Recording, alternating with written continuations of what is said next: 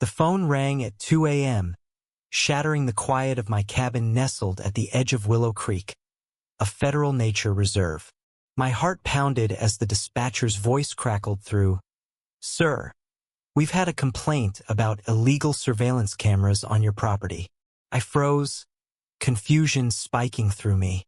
Surveillance cameras? I'd installed 2 trail cams to monitor wildlife, not people. The caller? Karen, the HOA president, who'd been hounding me for months over my unkempt yard. She'd escalated to 911, claiming my cameras were spying on her. The audacity burned, but I stayed calm, promising the officer I'd show proof of their placement tomorrow. Little did Karen know, those cameras held a secret that would unravel her crusade. By sunrise, I was at my desk, pulling footage from the trail cams. I'd set them up legally, on my property line, to capture deer and foxes, not neighbors. But as I scrolled through the recordings, my jaw dropped. There she was, Karen, sneaking onto my land at midnight 3 nights ago, a flashlight in one hand, a pair of bolt cutters in the other. She wasn't just trespassing. She was on federal land, the protected reserve beyond my fence. The cameras caught her slicing through a locked gate, muttering about teaching me a lesson. My anger flared, but a plan formed. This wasn't just about defending my camera sit, was about exposing her lies. The HOA meeting that evening was a powder keg. Karen strutted in, her usual smug grin plastered on, ready to rally the neighbors against me. She waved a petition, accusing me of violating privacy laws.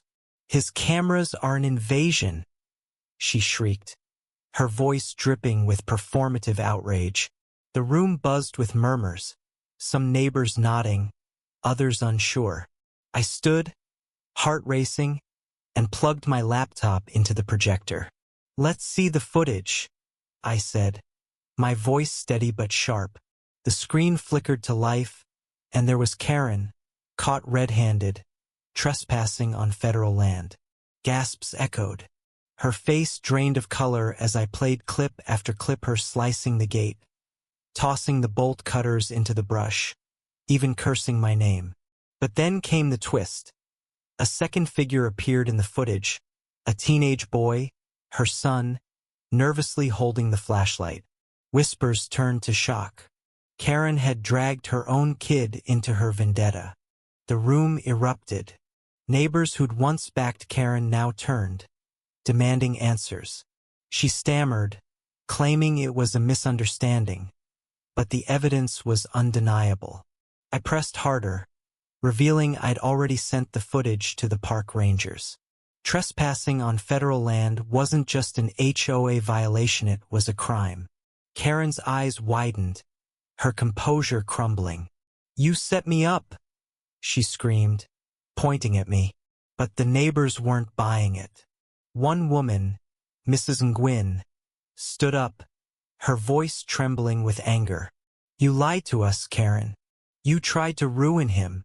The crowd roared in agreement, and Karen shrank, her authority evaporating.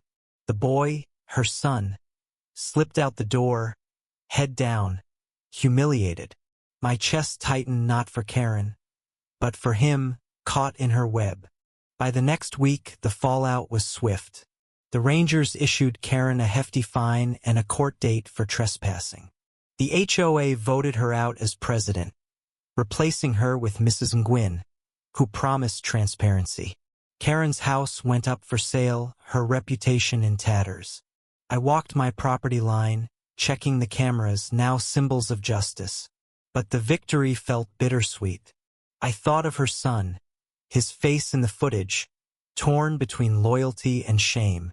Maybe he'd learn from this, I hoped.